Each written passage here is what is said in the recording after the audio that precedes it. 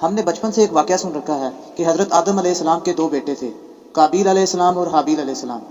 ان دونوں بیٹوں کا کسی بات پر اختلاف ہوا تو قابیل نے حابیل کا قتل کر دیا، اور وہ انسانیت کی تاریخ میں پہلا قتل تھا۔ مہربانی فرما کر اس قتل کی وجوہات اور تفصیلات بیان فرما دیں، شکریہ۔ دیکھیں یہ لوگوں کے لیے بڑا انٹرسٹنگ واقعہ ہے، اور یہ وہ واقعہ ہے جو کہ کامن ہے بنی اسرائیل اور مسلمانوں کے درمیان، قابیل اور حابیل کا واقعہ۔ قابیل اور حابیل کا نام تو قرآن و سنت میں نہیں ملتا، ہمارے پرانے مفسرین نے استعمال کیا ہے۔ قرآن میں تو آیا کہ آدم کے 2 بیٹے، اسی طریقے سے احادیث میں بھی بخاری مسلم میں ہی آیا کہ آدم کے 2 بیٹے۔ البتہ اگر آپ موجودہ جو دور میں کتاب مقدس اٹھائیں جس کے اندر تورات بھی ہے، انجیل بھی ہے، نیو ٹیسٹمنٹ بھی، اولڈ ٹیسٹمنٹ بھی، اور کئی انبیاء کے صاحب بھی ظاہر ٹیمپرڈ فارم کے اندر، تو اس میں جو پہلا چیپٹر ہے نا آپ کو اولڈ ٹیسٹمنٹ میں، جس کو یہود و نصارہ دونوں مانتے ہیں، پیدائش کا چیپٹر، تو اس میں آپ کو شروع میں یہ قابیل اور حابیل کا واقعہ مل جائے گا کہ حضرت آدم علیہ السلام کے 2 بیٹے تھے، اور اس طریقے سے ایک بیٹے نے دوسرے کا قتل کر دیا۔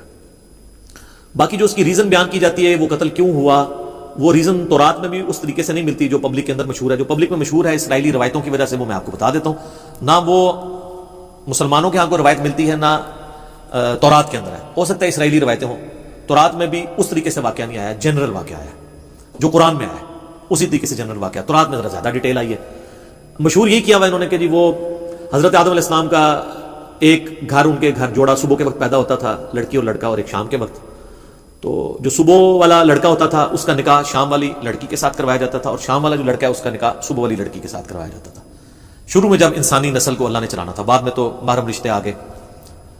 تو وہ کہتے ہیں کہ جی قابیل کے ساتھ جو لڑکی پیدا ہوئی تھی وہ خوبصورت تھی، اور جو حابیل کے ساتھ پیدا ہوئی تھی وہ اتنی خوبصورت نہیں تھی۔ تو جب رشتے کی باری آئی تو قابیل نے کہا نہیں میں تو اس کے ساتھ ہی نکاح کروں گا، اور اللہ کے حکم کو توڑنے کی کوشش، یعنی اسرائیلی روایت میں آپ کو بیان کر رہا ہوں۔ اس کے اوپر پھر ان کے درمیان ٹھن گئی، اور اس کے بعد جو کچھ ہے نا وہ قرآن میں بھی ہے، تورات کے اندر بھی ہے، کہ دونوں نے اللہ کے حضور اپنی نظر پیش کی۔ یہ آپ کو پورا واقعہ جو ہے نا سورۃ المائدہ کے اندر آیت نمبر 27 سے لے کر 32 تک مل جائے گا، وہ پڑھ لیجیے گا، سورۃ المائدہ آیت نمبر 27 سے لے کر 32 تک۔ تو تورات میں یہ ملتا ہے کہ جو قابیل تھے وہ کھیتی باڑی کرتے تھے زمین میں، اور حابیل جو ہے وہ بھیڑ بکریاں چرایا کرتے تھے۔ تو دونوں نے کہا ٹھیک ہے ہم اللہ کے حضور قربانی پیش کریں گے، جس کی قربانی قبول ہو گئی نا اس کا موقف صحیح ہوگا۔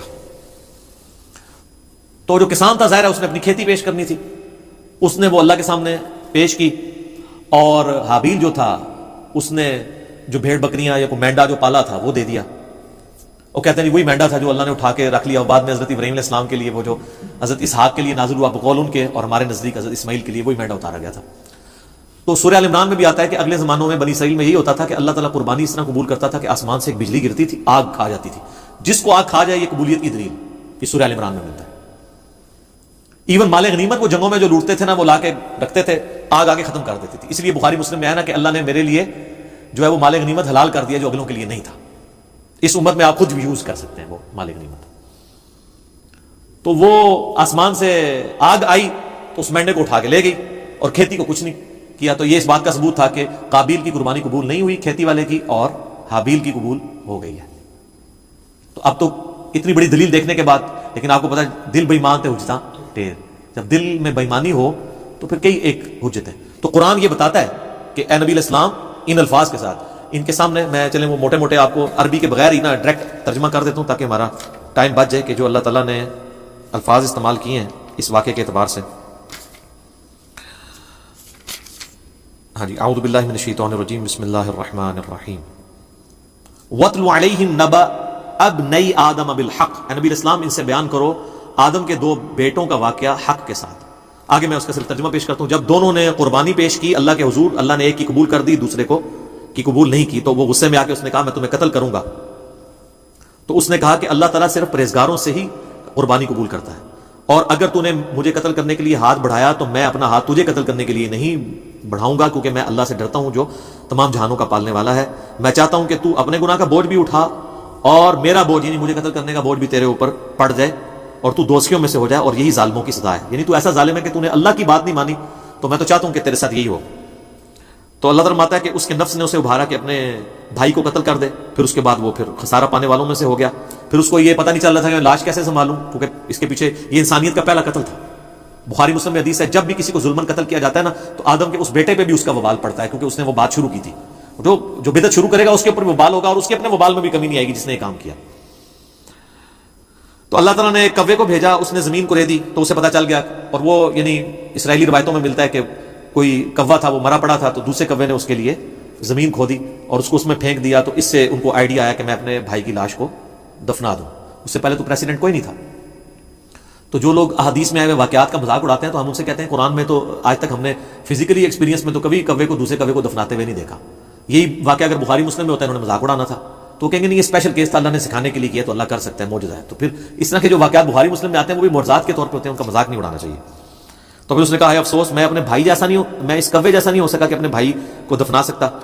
پھر وہ نادم ہو گیا، اور پھر اللہ فرماتا ہے من اجل ذالک، اسی ایک واقعے کی وجہ سے کتبنا علی بنی اسرائیل، ہم نے یہ بات طے کر دی تھی بنی اسرائیل کے لیے، انہ من قتل نفسا بغیر نفس او فساد فی الارض فکأنما قتل الناس جميعا، اگر کسی جان نے دوسری جان کو قتل کیا بغیر اس کے کہ وہ جان کے بدلے جان ہو، وہ بھی جوڈیشری کے تھرو ہوگا، قتل کے بدلے قتل خود نہیں کرنا ہوگا، یا فساد فی الارض کی وجہ سے، تو گویا ایسا ہے جیسے اس نے پوری انسانیت کا قتل کر دیا۔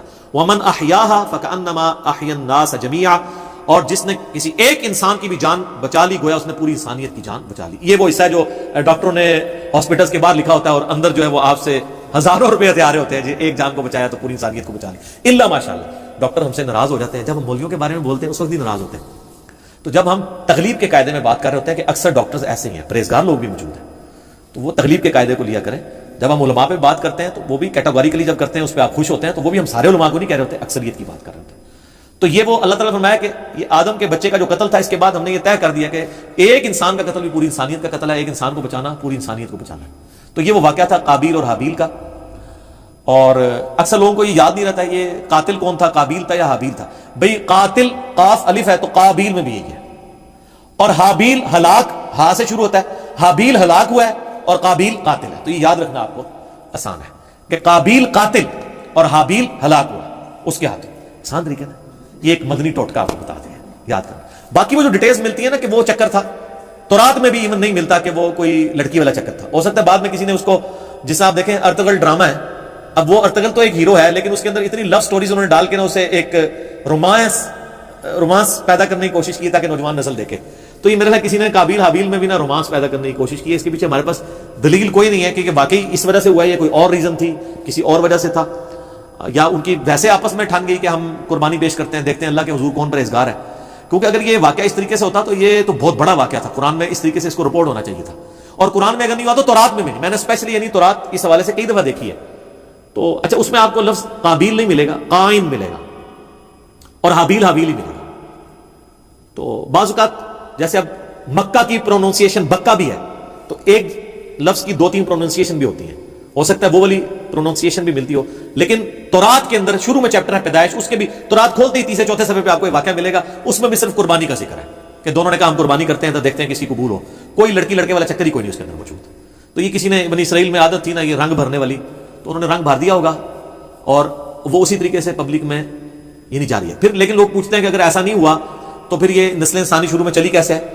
نسل انسانی یقیناً شروع میں تو یہ جو آج ہم کہتے ہیں کہ بہن جو ہے وہ محرم ہے، تو یہ کس وجہ سے کہتے ہیں؟ اللہ نے اسے حکم کے طور پہ نازل کیا۔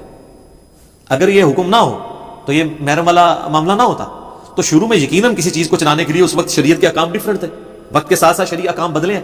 نبی علیہ السلام کی مبارک شریعت میں کئی چیزیں جو حلال ہیں پہلے حرام تھی۔ بخاری مسلم میں آتا ہے کہ جی نبی علیہ السلام فرمایا اللہ نے میرے لیے پوری زمین سجدہ گاہ کی ہے، پہلے نہیں ہوتی تھی سجدہ گاہ۔ لوگ سفر پہ بھی جاتے تھے، ساری نمازیں اکٹھی کر کے رکھتے تھے، پھر گھر آ کے یا کوئی مسجد ملتی تھی وہاں جا کے پڑھتے تھے۔ جی کتنا مشکل کام تھا۔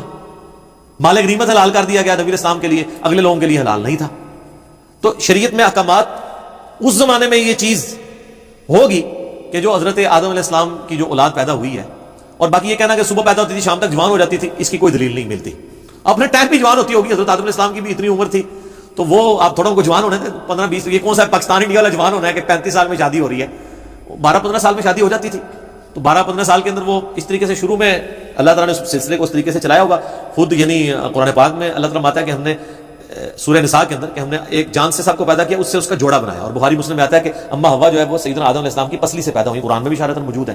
اور یہ سیم چیز جو ہے تورات میں بھی آپ کو پیدائش چیپٹر میں ملے گی کہ حضرت آدم سے حوا نکلی ہیں، تو یہ بھی تو ہوا ہے نا، ان میں سے نکلی ہیں تو وہ بیوی بھی بن گئی۔ تو ایک سپیشل کیس تھا. یہ اکثر لوگ پوچھتے ہیں شروع جو کام کس طرح چلا سی وہ پائی کیویں بھی چلیا سی تسی دیکھو ہن کام کیوں چلانا ہے, اسے چل گیا. تو ظاہر شروع میں اسی طریقے سے عورتوں کو آپشن نظر نہیں آتا کہ چلا ہوگا, تو باقی وہ یہ کہ صبح ہوتی تھی شام کو تک جوان ہو جاتی تھی پھر کراس کروایا جاتا تھا, اس کی کوئی دلیل نہیں ملتی.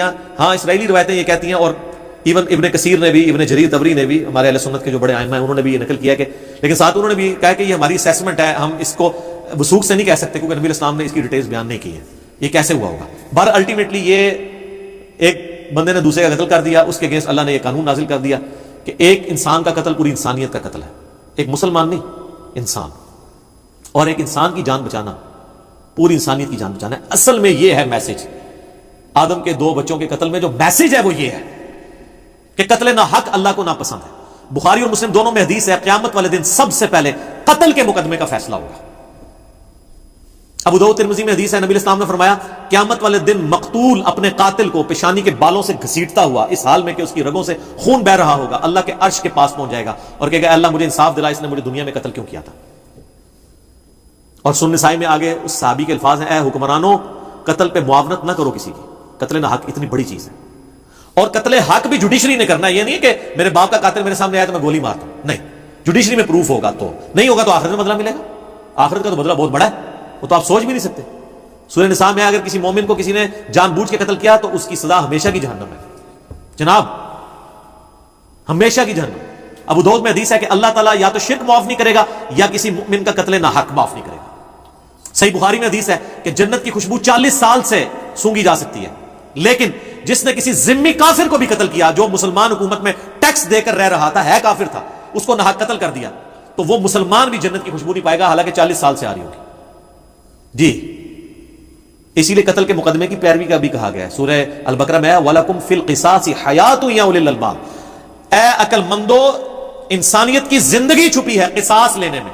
باقی جگہ کہا گیا معاف کر دو, قتل کے لیے کہا گیا معاف نہیں کرنا, دیت نہیں لینی, بلڈ منی نہیں لینی. آپشن ضرور ہے لیکن پریفریبل یہ ہے کہ قتل کے بدلے قتل ہو, کیونکہ انسانیت 2 چیزوں پہ کھڑی ہے, احترام جان اور احترام مال. اگر یہ نہیں ہوں گے فرق, جو مولا علی کا قول ہے کہ کوئی بھی معاشرہ بغیر دین کے تو قائم رہ سکتا ہے, بغیر انصاف کے نہیں رہ سکتا. اور انصاف کس لیے آپ کر رہے ہوتے ہیں؟ احترام جان اور احترام مال کے لیے. اور اسے کون سی چیز انشور کرتی ہے؟ جوڈیشری. جامعہ ترمذی میں موقوفاً روایت موجود ہے کہ اے کعبہ تیری خوشبو بڑی اچھی ہے, لیکن اللہ کے حضور ایک مؤمن کی حرمت کعبے سے بھی بڑھ گئی. جامعہ ترمذی میں حدیث ہے کوئی شخص پوری دنیا کو تباہ و برباد کر دے, اللہ کے نزدیک یہ چھوٹا گناہ ہے, اور ایک مؤمن کا قتل اس سے بڑا گناہ ہے. جناب یہ بہت سینسٹیو ایشو ہے. اس لیے تو میں ایکسٹرا جوڈیشل کلنگ کے خلاف بھی بولتا ہوں. آپ نہ حب الوطنی کے نام پر, نہ توہین مذہب کے نام کے اوپر قانون کو ہاتھ میں لے کے کسی کو قتل نہیں کر سکتے. ناحق بندہ قتل ہو گیا تو آپ مارے گئے, یہ نہیں ہوگا کہ آپ کی اجتہادی غلطی شمار ہوگی. آپ ہر چیز کو جوڈیشری میں لے کر آئیں گے, اور جوڈیشری میں پروف نہیں ہوتا اور وہ واقعی قاتل تھا, اللہ جانے اس کا معاملہ جانے, آپ نہیں کر سکتے, ورنہ بے گناہ لوگوں کو بھی سزا ملنا شروع ہو جائے گی. لوگ اپنی ذاتی دشمنیاں نبھانے کے لیے بھی ماورائے عدالت قتل, ایکسٹرا جوڈیشل کلنگ کرنی شروع کر دیں گے. تو یہ بہت سینسٹیو ایشو ہے قتل والا. تو یہ حضرت آدم علیہ السلام کے 2 بیٹوں کے قتل والا جو واقعہ تھا, اس سے لیسن یہ ملتا ہے.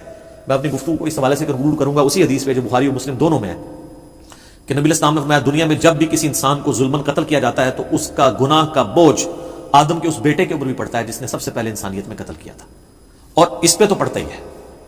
اور اس کو سپورٹو وہ بھی حدیث ہے صحیح مسلم کی کہ جس نے اسلام میں اچھا طریقہ جاری کیا, جتنے لوگ عمل کریں گے اس کا ثواب اسے ملے گا, اور ان کے اپنے ثواب میں بھی کمی نہیں آئے گی. اور جس نے اسلام میں برا طریقہ جاری کیا, جتنے لوگ اس کے اوپر عمل کریں گے اس کا وبال بھی اس پہ ہوگا, اور وہ عمل کرنے والوں کے وبال میں بھی کمی نہیں ہوگی. یہ اسلام میں اچھی بدعت اور بری بدعت نہیں ہے, طریقہ. جیسے یہ ہم ویڈیو بنا رہے ہیں یہ طریقہ ہے, احادیث ریٹن فارم میں ائمہ لے کر آئے یہ طریقہ ہے, الیکٹرانک کاؤنٹر یہ طریقہ ہے, جہاز پہ اونٹ کی بجائے جہاز کے اوپر سفر کرنا حج کے لیے اونٹ کی بجائے یہ طریقہ ہے. یہ سب طریقے ہیں, اس سے اصل دین نہیں بنتا. یہ نہیں ہوتا کہ جناب نیچے اس پنکھے کے اور اوپر اس قالین کے, منہ طرف اے سی شریف اور خانہ کعبہ شریف, اللہ اکبر. نہیں, یہ ساری چیزیں طریقے ہیں. دین وہی ہے, نمازیں وہی ہیں, طریقہ کار وہی ہے. باقی جو دین کو سپورٹیو طریقے ہیں نا, وہ جو بھی اسلام میں کرے گا اس کو ثواب ملے گا. تو یہ برا طریقہ اس نے جاری کیا تھا, قیامت تک قابیل کے اوپر اس کا وبال رہے گا. وَلِعِيَاذُ بِاللَّهِ تَعَالَى. اللہ تعالیٰ میں اس گناہ سے محفوظ فرمائے. آمین ثم آمین.